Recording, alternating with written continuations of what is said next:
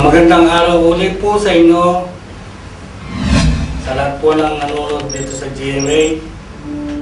2 linggo pa lang ang nakakaraan nang ipalabas namin sa OFW Diaries ang kwento ng 39 na Pilipinong nakikipagsapalaran sa Kuwait bilang skilled workers. Nang ibang bansa sila, hangad ang maayos na trabaho at mataas na sweldo. Pero hindi nila akalaing kalbaryo pala ang naghihintay sa kanila roon. Ang hirap po ng kalagayan namin gawa ng para kami nasa kulungan, hindi kami nakakalabas. Natatakot naman kami lumabas, baka kami mahuli dahil wala nga kami sibilay. Puro delay lagi yung sweldo.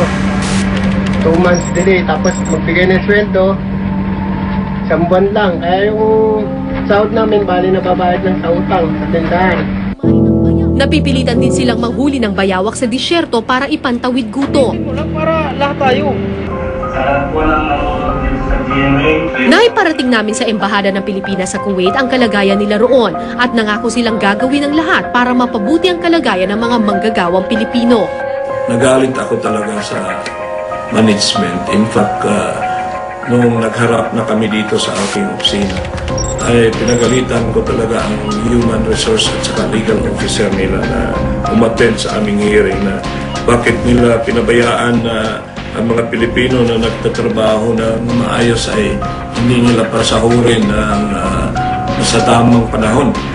At nung 1 linggo lang, nakarating sa amin ang magandang balita. Po si Richard Maceda na nagtrabaho sa Kuwait bilang welder. 1 taong 1 buwan ako doon. Nang mailantad sa publiko ang kalagayan ni Richard at ng kanyang mga kasamahan, marami sa ating mga kababayan ang nagpaabot ng tulong. Ang Filipino community, sa mga PhilAm, punta sa amin, nagdala ng napakaraming bigas, mga karne ng baboy, gulay. Kaya laking pasalamat po namin. At ilang araw pa, natanggap na nga ni Richard ang balitang matagal na niyang nais marinig. Dumating nga po itong June 11 na ako'y napauwi sa tulong po ng aking agency ng media. Hindi alam ng mga bata na uuwi ako kasi sabi ko sa asawa ko, huwag mo nang ipaalam kasi nga gusto ko silang sorpresahin. Ang asawa ni Richard na si Shirley hindi makapaniwala sa bilis ng mga pangyayari. Hindi ko inaasahan na ganun kabilis ang mangyayari. Sobrang pasasalamat ko sa kanila talaga dahil hindi ko akalain na ganun kabilis na makakauwi siya kaagad. Nasa isip niya na baka malungkot nga naman ako kasi wala siyang mayuwing panggastos dito, wala siyang mayuwi para sa mga bata. Ang importante, makakauwi na siya dito ng ligtas at may sumagot sa pag-uwi niya. Nahihiyamang magsalita sa harap ng kamera ang 2 nilang anak. Hindi naman naitago ng mga ito ang kaligayahang ngayong natuldukan na ang mahigit 1 taon nilang pangungulila sa kanilang ama. Halito ko. Wala na si Papa Mas. Pero hindi raw lahat masaya sa kanyang pag-uwi. Nung umalis ako, wala pa siyang 1 taon kaya ngayon hindi pa niya ako kilala.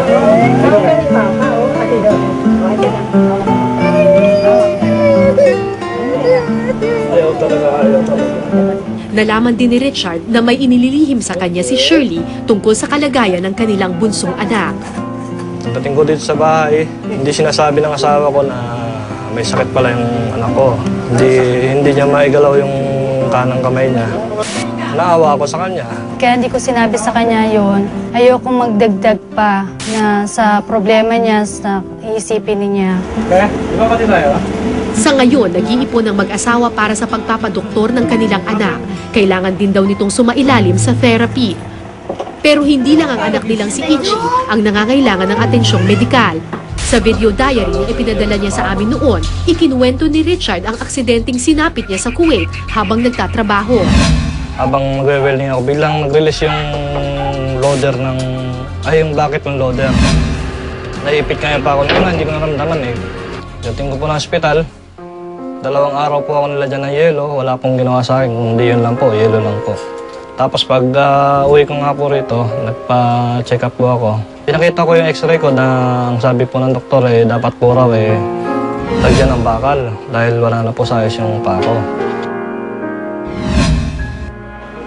So ngayon po, pupunta ako ng OWA titingnan ko po kung may matatanggap akong pera na insurance. Para may panggastos man lang pang araw-araw. Nung kailan mo po malalaman? Yun po, after nung tatawagan ka namin, after ng evaluation ng doktor.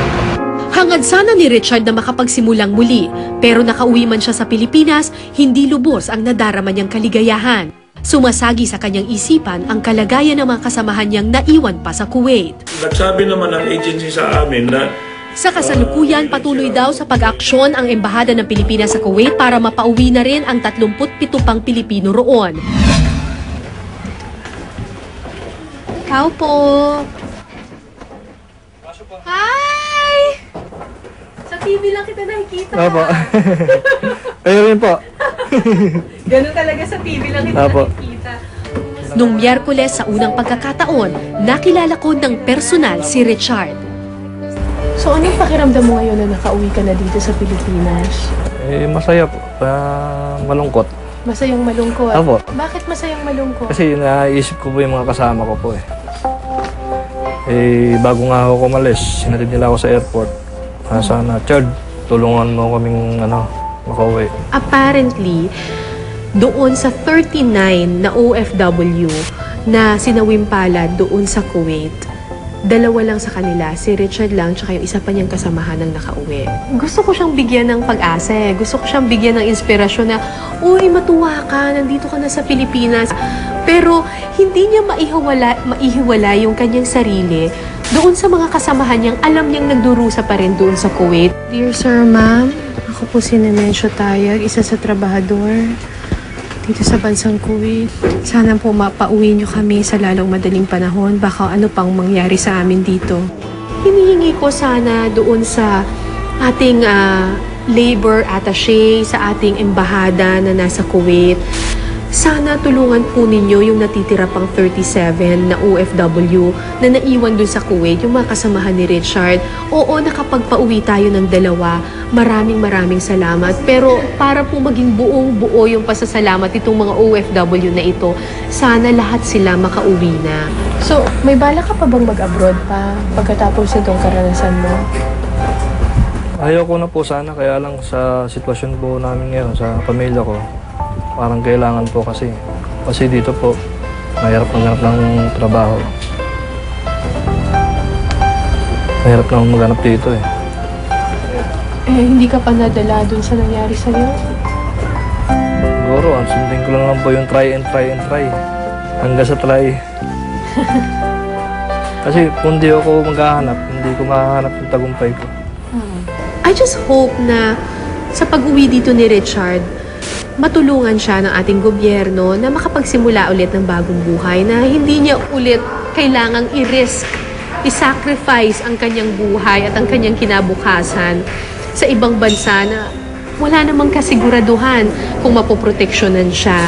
Sana makahanap siya ng trabaho dito at mabigyan niya ng magandang kinabukasan yung kanyang pamilya, na hindi na sila mawalay sa isa't isa, magkakasama na sila. Kung meron po kayong naisikwento, masaya man o malungkot, maaari po kayong sumulat sa amin sa GMA Network Center, EDSA, Corner Timog Avenue, Diliman, Quezon City. Pwede rin po kayong mag-email ng inyong mga kwento sa ofwdiaries@gmanetwork.com. Hanggang sa susunod na Biyernes, ako po si Cara David.